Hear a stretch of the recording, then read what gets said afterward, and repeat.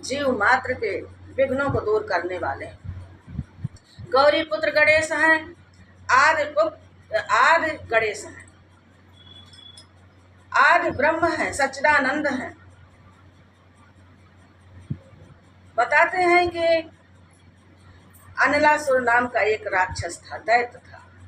दैत्यों की ये जो कहानियां बहुत हमारे वैसे तो सब धर्म ग्रंथों में आती, लेकिन शिव महापुराण में तो बहुत ज़्यादातर तो ये गणेश खंड की वर्णन है कि अनलासुर नाम का जो दैत्य था उसने तपस्या करी और तपस्या करके वरदान मांगा कि मैं मरूं नहीं। और दैत्य जितने होते थे सब यही वरदान मांगते थे कि हम मरे नहीं, लेकिन इसने मांगा कि मैं मरूं नहीं और यदि शरीर हमारा छूटे तो शरीर सहित, यानी कि शरीर हमारा पार्थिव शरीर जो है ये अलग ना हो, माने मृत्यु के बाद ये शरीर न रहे। तो अब ये कैसे मरे, त्राय त्राय मचाते थे। जब ये वरदान पा लेते थे तो फिर ये जो है अभी श्रवण किया कि अस नहीं को जन्मा जगमाही प्रभुता पाय जाय मद नहीं। यहाँ तक कि कुबेर को भी देखिए कि जो है अहंकार तो हुआ कि मैं धन का स्वामी हूँ, मैं कुबेर हूँ, मेरे समान किसी के भी नहीं। यहाँ तक कि उन्होंने माता आदि शक्ति हमारी जो विश्व भरण पोषण करने वाली जो माता लक्ष्मी है उनको भी उन्होंने अपने से संपदा में कम समझा। तो नारद जी ने सोचा कि इनका अहंकार अब झुकाना चाहिए, अहंकार नष्ट करना चाहिए, क्योंकि भगवान का भोजन है अहंकार। तो आदि गणेश गौरी पुत्र गणेश के माध्यम से उनका अहंकार ध्वस्त किया गया। तो इसी प्रकार से इसने जो है त्राय त्राय अनलासुर ने मचा दिया। देवताओं को त्रसित करना इसका स्वभाव बन गया। ऋषियों को, मुनियों को, संतों को, भक्तों को त्रसित करना, दुखी करना इसका स्वभाव बन गया। अब क्या करें, जगत के जीव के जो है जहाँ तक दौड़ है कि परमात्मा तक दौड़ेगा। जिस प्रकार से बच्चे की दौड़ है, बच्चे को कोई परेशान करे तो वो माता पिता के पास दौड़ेगा, ऐसे ही हमारा सबका आधार है एक परमात्मा। परमात्मा की ओर भागता है जीव। जीव को जब कष्ट आता है, मनुष्य को जब कष्ट आता है तो वो भगवान की ओर दौड़ता है। तो त्राय त्राय मचने लगी। उन्होंने कहा त्राय माम रक्ष माम, रक्षा करो हमारी।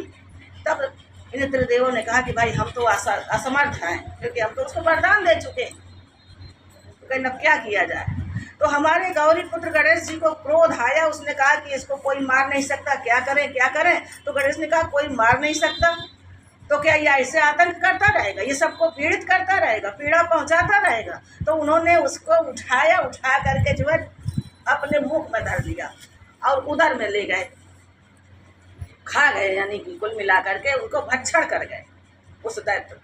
अब वह अनलासुर यानी कि अग्निसुर थे, अनलासुर माने आग।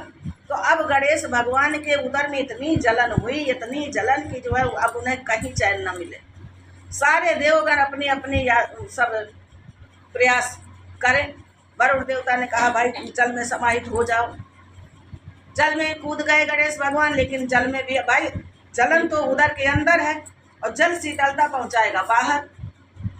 वायु देवता ने कहा मैं आपको जो है ये जलन को दूर करता हूँ आपके। तो वायु देवता ने कहा कि हम शीतल मंद सुगंध बढ़िया जो है संचालित कर रहे हैं किया, लेकिन वो भी शीतल मंद सुगंध तो शरीर में लगेगी, अंदर उधर में कहाँ। किसी ने कहा कि हम बहुत बढ़िया जो है छावनी छा दे रहे हैं, उसके अंदर आप बैठो। यानी कि सब ने यत्न किया और मैया पार्वती का, क्योंकि माता वास्तव में विकल हो जाती है जब उसके पुत्र को कोई संकट आ जाता है। जब पुत्र दुखी होता है तो माँ को रातों रात नींद नहीं पड़ती है, चैन नहीं पड़ता है।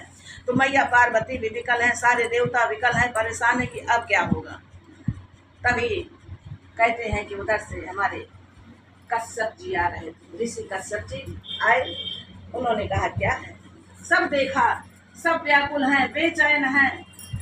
बताई गई बात ऐसी ऐसी बात है। अनलासुर ने बड़ा आतंक मचाया था, अत्याचार मचा रखे थे, तो इनको जो है गणेश जी ने अपने उदर में धर लिया है।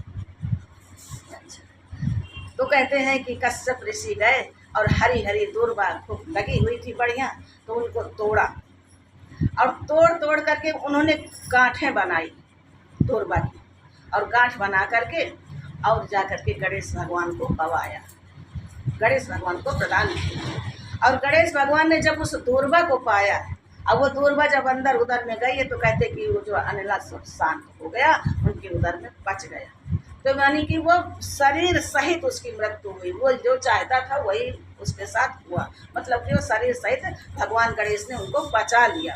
तो भगवान